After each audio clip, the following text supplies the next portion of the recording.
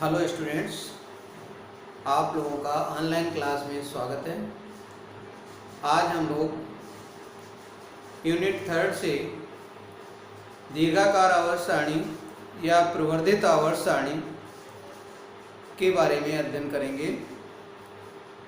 Bore तथा बरी नामक वैज्ञानिकों ने तत्वों को उनके इलेक्ट्रॉनिक विन्यासों के आधार पर परमाणु क्रमांक के बढ़ते हुए क्रम में व्यवस्थित करके एक सारणी तैयार की, जिसे हम दीर्घाकार आवर्त सारणी या प्रवर्धित आवर्त सारणी या long form of periodic table के नाम से जानते हैं।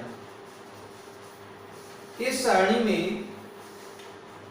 18 ऊर्ध्वाधर कॉलम हैं और जिन्हें हम वर्ग कहते हैं, और 7 क्षैतिज कॉलम हैं जिन्हें हम आवर्त कहते हैं। तो इन वर्गों और आवर्तों में तत्वों को कैसे भरते हैं और कैसे हम उन्हें याद करते हैं, ये अलग वीडियो हम बताएंगे। याद करने के हिसाब से सूत्र अलग दे देंगे। यहाँ पर हम कैसे भरते हैं इन तत्वों को, वो समझ लेना है। देखिए, हाउ हे ली बे नो फने LIBEBCNOFNE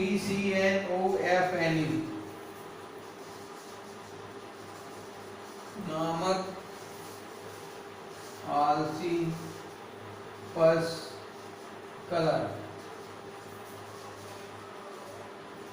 का सक्टिव कर्मन पीको नी पूजन गागे ऐसी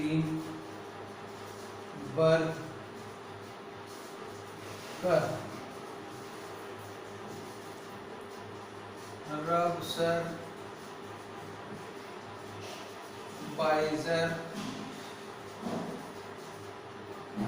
नगमो तिक्रू रुचपीठ अवसर इन सिर सबटी IXE सिस्वा लाहब टावरी ऑसिर पिटाऊ हग तिल पिग बी को आठ रंग पर रा अक रफ डब सग बह हस मत दस रग सन नेह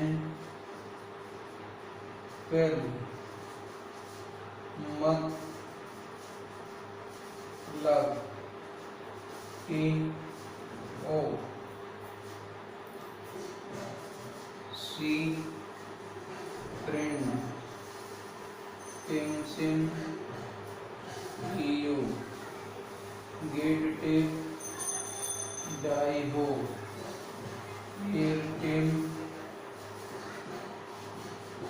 बाई बी एलियो कपाऊ नप्यू आमकम बक्सब एस फम मडनो लर। तो देखिए, इस तरह से इतनी शीघ्रता से हम जो है आवर्त सारणी बनाना सीख सकते हैं। कौन सा एलिमेंट्स किस वर्ग में है, किस आवर्त में है, ये हमें सब याद हो सकता है अगर हम सूत्र इसके याद कर लें जो हमने बनाए हैं। तो अगली इसके जो जस्ट बाद वाली ऑनलाइन क्लास होगी उसमें हम इसके सूत्रों पे चर्चा करेंगे। आज सबसे पहले इसके इलेक्ट्रॉनिक विन्यास हेतु एटॉमिक नंबर समझ लें कि किसका कौन सा एटॉमिक नंबर होगा।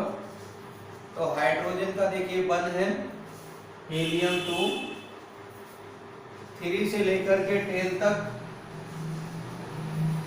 11 से लेकर के 18 तक क्रम से लिखते जाइए, 19 से लेकर के 36 तक क्रम से लिखना है, 37 से लेकर के 54 तक क्रम से लिखना है, और 55, 56, 57, 7 के बाद में आगे के एलिमेंट्स 58 से यहाँ लैंथेनाइड सीरीज में रखे हुए हैं, 9, 50, 60, 61, 62, 63, 64, 65, 6, 67, 68, 69, 70, 71 और फिर 72, 73, 74, 75, 76, 77, 78, 79, 80, 81, 82, 83, 84, 85, 86 तक रख देंगे। फिर 87 से 88 और 89 तक, फिर 90 से 103, 103 तक, फिर 104 से और 118 तक। तो इस तरह से इनका परमाणु क्रमांक हमें लिखना है। अब इस आवर्त सारणी की जो कैरेक्टरिस्टिक्स हैं उनको समझ लेना है। इस आवर्त सारणी में 18 ऊर्ध्वाधर कॉलम हैं जो 7 क्षैतिज कॉलमों में बटे हुए हैं। ऊर्ध्वाधर कॉलमों को वर्ग या समूह कहते हैं और क्षैतिज कॉलमों को आवर्त कहते हैं। तो 7 आवर्त हैं और 18 वर्ग या समूह हैं। दूसरी बात, इस सारणी में जो वर्गों का क्रम है वो फर्स्ट डे, सेकेंड डे के बाद में third B, fourth B, fifth B, sixth B, seventh B और एर्थ यहाँ से लेकर के यहाँ तक है। एर्थ में 3 ऊर्ध्वाधर कॉलम में तत्वों को 3-3 के समूह में रखा गया है। यानी यहाँ पर ये एर्थ है, फिर फर्स्ट बी, सेकेंड बी और उसके बाद में third A, fourth A, fifth A, sixth A, seventh A और फिर शून्य समूह। तो इस तरह से ये इस समूहों का क्रम है, वर्गों का क्रम है जो आवर्त सारणी में इस तरह से होगा। इसके बाद में आवर्तों में विभिन्न कितने एलिमेंट्स हैं किस आवर्त में और उनके आवर्तों के नाम क्या हैं वो भी समझना है। पहले आवर्त में 2 तत्व, दूसरे में और तीसरे में 8-8 तत्व, चौथे पांचवें में 18-18 तत्व हैं और छठे और सातवें में 32-32 तत्व हैं। पहले आवर्त को अतिलघु आवर्त, दूसरे और तीसरे को क्या कहते हैं, लघु आवर्त, चौथे और पांचवें को दीर्घ आवर्त, छठे और सातवें को अति दीर्घ आवर्त। अब देखिए, first A, second D, third D, fourth B, fifth B, sixth B, seventh B, A अर्थ को छोड़ दीजिए, ए अर्थ और शून्य समूह इनको छोड़ दीजिए तो बाकी के सभी को उपवर्ग भी कहते हैं। यानी यर्थ समूह को छोड़कर और शून्य समूह को छोड़कर शेष सभी वर्गों को उपवर्ग भी कहते हैं। इस तरह से सारणी को कंप्लीट कर लीजिए 2 मिनट में।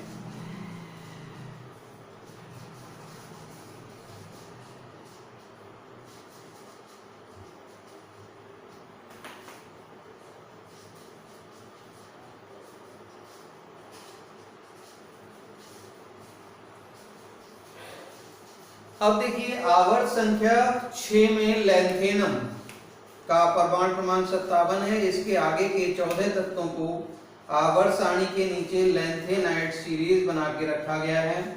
इन सभी के गुण लैंथेनम से मिलते जुलते हैं। इनका आवर्त 6 और वर्ग 3 भी है, यानी इसी खाने के अंदर 14 तत्वों को रखा जाना चाहिए था। क्योंकि इसमें इतना स्थान नहीं है इसलिए इन्हें बाहर रखा गया है। इसी तरह से आवर्त संख्या 7 में एक्टिनियम के आगे के 14 तत्वों को आवर्त सारणी के नीचे लैंथेनाइड सीरीज के नीचे एक अन्य सीरीज बना के रखा गया है जिसे एक्टिनाइड सीरीज कहते हैं। तो इन तत्वों को एक्टिनाइड सीरीज के तत्व कहते हैं, श्रेणी के तत्व कहते हैं। इनके गुण जो हैं एक्टिनियम से अधिक समानता रखते हैं, इसलिए इनका वर्ग 3 भी और आवर्त 7 है। इन्हें इसी खाने में स्थान मिलना चाहिए था लेकिन यहाँ नहीं आ सकते, इसलिए इन्हें नीचे रखा गया है। तो इस तरह से वर्गों और आवर्तों की विशेषताएं बताई हैं। इसमें एक्टिनियम श्रेणी में यूरेनियम के आगे के 14 आगे के जो तत्व हैं उनको पोस्ट यूरेनियम एलिमेंट्स या ट्रांस यूरेनिक एलिमेंट्स कहते हैं, ट्रांस यूरेनिक तत्व कहते हैं। इसके बाद में ये जो पूरी आवर्त सारणी है, ये आवर्त सारणी इलेक्ट्रॉनिक विन्यास के आधार पर 4 वर्गों में बांटी गई है। पहला 4 खंडों में बांटी गई है, ऐसे भी कर सकते हैं। तो पहला खंड है यस ब्लॉक,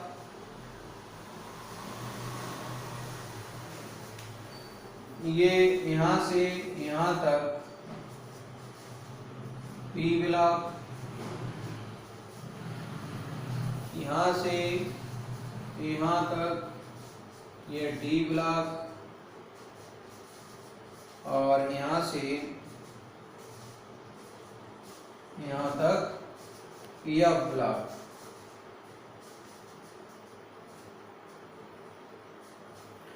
अब देखिए एस ब्लॉक के तत्व किसे कहते हैं, इनके लक्षण क्या होते हैं। पी ब्लॉक के तत्व किसे कहते हैं, इनके लक्षण क्या होते हैं। डी ब्लॉक के तत्व किसे कहते हैं, इनके लक्षण क्या होते हैं। एफ ब्लॉक के तत्व किसे कहते हैं, इनके लक्षण क्या होते हैं। तो 4 क्वेश्चन बन गए। ये चारों क्वेश्चन अलग अलग पूछे जा सकते हैं। तो एस ब्लॉक के तत्व किसे कहते हैं, वे तत्व जिनका अंतिम इलेक्ट्रॉन अंतिम कोश के यस उपकोश में प्रवेश पाता है उन्हें यस ब्लॉक के तत्व कहते हैं।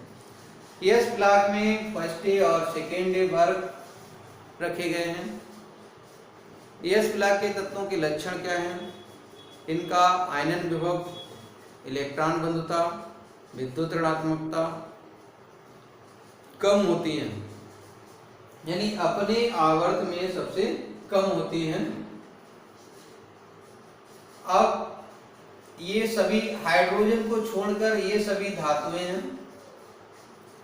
ये प्रबल विद्युत धनी धातु हैं, इसलिए 1 या 2 इलेक्ट्रॉन त्याग कर धनायन बनाने की प्रवृत्ति रखती हैं। फर्स्ट वर्ग की धातुएं 1 इलेक्ट्रॉन त्याग कर धनायन बनाती हैं और सेकेंड वर्ग की धातुएं 2 इलेक्ट्रॉन त्याग कर धनायन बनाने की प्रवृत्ति रखती हैं। हाइड्रोजन भी इन धातुओं के समान बिहेवियर करता है। इसके बाद में इनका जो इलेक्ट्रॉनिक विन्यास होता है, सामान्य इलेक्ट्रॉनिक विन्यास, वो NS1 या NS2 होता है। तो या तो NS1 होगा, NS1 किसके लिए होता है, फर्स्ट वर्ग के लिए, और NS2 होता है सेकेंडरी वर्ग के लिए। इसके बाद में आते हैं पी ब्लॉक के तत्व। पी ब्लॉक में third A, fourth A, fifth A, sixth A, seventh A और शून्य समूह को रखा गया है।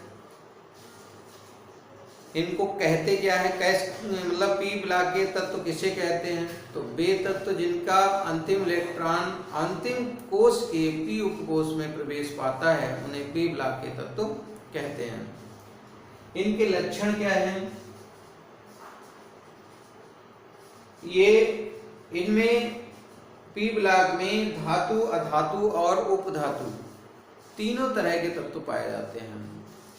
दूसरी बात, इनके आयनन विभव, इलेक्ट्रॉन बंधुता, ऋण विद्युतता या विद्युत ऋणात्मकता बातें की है, लगभग अपेक्षाकृत अधिक होते हैं, अपने ही आवर्त में अधिकतम होते हैं। दूसरे, ये तत्व एक या एक से अधिक इलेक्ट्रॉन ग्रहण करके ऋणायन बनाने की प्रवृत्ति रखते हैं। इनका सामान्य इलेक्ट्रॉनिक विन्यास NS2 Np126 होता है, जहां N क्या है? आउटर मोस्ट सेल की संख्या है या क्वांटम नंबर है, बात की है मुख्य क्वांटम संख्या कह सकते हैं, या फिर आउटर मोस्ट सेल कह सकते हैं इसे N को।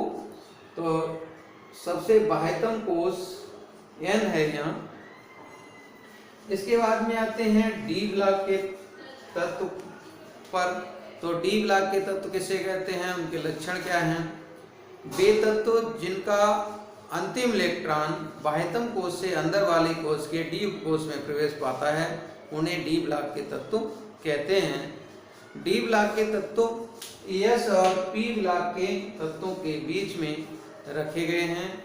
इन्हें संक्रमण तत्व भी कहते हैं, क्योंकि इनके बाह्यतम कोश से अंदर वाले कोश के डी उपकोश में इलेक्ट्रॉनों का संक्रमण होता है, इसलिए इन्हें संक्रमण तत्व भी कहते हैं। इनके लक्षण क्या हैं? इनके लक्षण ये हैं कि इन सबसे पहला लक्षण तो यही है कि ये तत्व परिवर्ती संयोजकता प्रदर्शित करते हैं।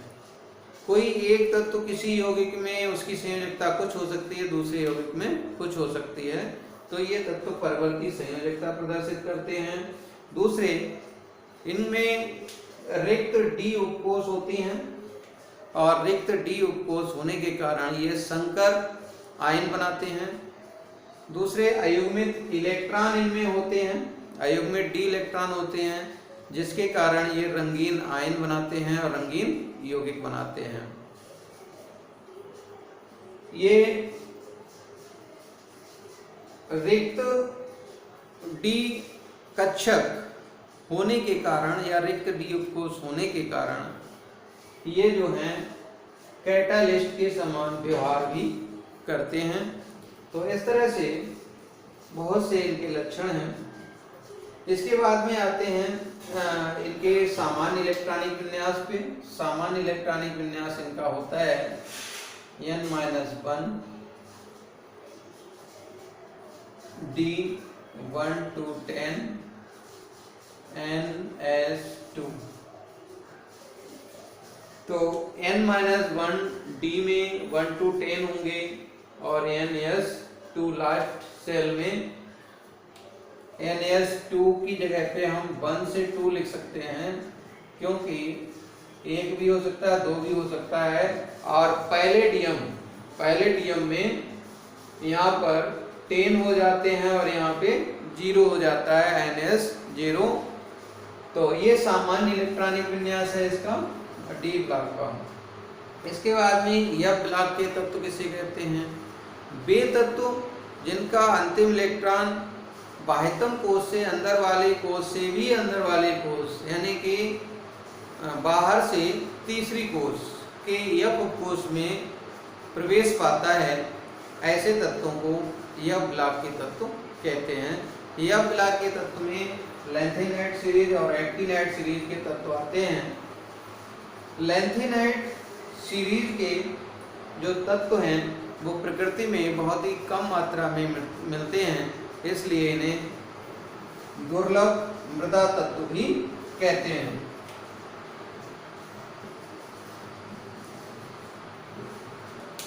तो इस तरह से इनके लक्षण क्या हैं ये भी समझ लीजिए। यह ब्लॉक के तत्वों के जो डी ब्लॉक के तत्वों के लक्षण थे वही लगभग इनके हैं। ये भी परिवर्ती संयोजकता प्रदर्शित करते हैं। ये सभी धातुएं होती हैं। डी ब्लॉक के तत्व भी सभी धातुएं हैं, या ब्लॉक के तत्व भी सभी धातुएं हैं। दूसरे संकर यौगिक बनाते हैं। ये सब डी ब्लॉक के तत्व भी संकर यौगिक बनाते थे, ये भी संकर यौगिक बनाते हैं, संकर आयन बनाते हैं। दूसरे अयुग्मित इलेक्ट्रॉन होते हैं इनमें, इसलिए ये भी रंगीन आयन और रंगीन यौगिक बनाते हैं। तो इस तरह से ये इनके लक्षण हो गए। अब ये सारणी जो है इसने मेंडलीव की संशोधित आवर्त सारणी के किन किन दोषों का निराकरण किया, वो इसके गुण हो जाएंगे। तो कौन कौन से गुण हो सकते हैं? मेंडलीव की संशोधित आवर्त सारणी में समान तत्वों को दूर दूर रखा गया था और असमान तत्वों को एक साथ रख दिया गया था। इस सारणी में ऐसा नहीं है, जिनके गुण समान हैं उनको एक साथ और जिनके गुण असमान हैं उनको अलग अलग रखा गया है। मेंडलीव की संशोधित आवर्त सारणी में धातु और अधातुओं को अलग अलग नहीं किया गया था। यहाँ पर धातुओं को अलग किया गया है, अधातुओं को अलग रखा गया है। प्रबल विद्युत धनी धातुओं को डी ब्लॉक से पहले यानी संक्रमण तत्वों से पहले और अधातुओं को संक्रमण तत्वों के बाद में स्थान दिया गया है। यहाँ मेंडलीव की जो संशोधित आवर्त सारणी थी उसमें संक्रमण तत्वों को बीच बीच में रखा गया था। यहाँ ऐसा नहीं है, यहाँ संक्रमण तत्व सारणी में मध्य भाग में उपस्थित हैं। तो इस तरह से इस सारणी के ये गुण थे। और दोष इसके क्या हैं? अभी भी हाइड्रोजन की स्थिति सारणी में क्लियर नहीं हो पाई है। ये क्षार धातुओं के साथ समानता रखता है, इसलिए इसे क्षार धातुओं के साथ रखा जाना चाहिए। हाइड्रोजन तत्वों के साथ समानता रखता है, इसलिए इसे हाइड्रोजनों के साथ रखा जाना चाहिए। कुछ इसके विशिष्ट गुण भी हैं जिसके कारण इसे कहीं अन्य स्थान दिया जाना चाहिए। तो अभी तक हाइड्रोजन की स्थिति इस सारणी में क्लियर नहीं हो पाई है। दूसरे लैंथेनाइड और एक्टिनाइड सीरीज के तत्वों को आवर्त सारणी के अंदर अभी तक स्थान नहीं मिल पाया है। ये इसका अभी भी इस सारणी का दोष है। इस तरह से ये सारणी लगभग कंप्लीट होती है। इसमें अभी एक दोष और है। देखिए, एर्थ समूह में एलिमेंट्स को या तत्वों को 3-3 के समूहों में रखा गया है। ये भी इस सारणी का बहुत बड़ा दोष है। तो इस तरह से प्रवर्धित आवर्त सारणी या दीर्घाकार आवर्त सारणी के बारे में हम लोगों ने अध्ययन किया और समझ में आया होगा। उम्मीद है समझ में आ गया होगा। और इसकी PDF फाइल और साथ में ये ऑनलाइन क्लास देखेंगे तो और अच्छा समझ में आ जाएगा। That's all.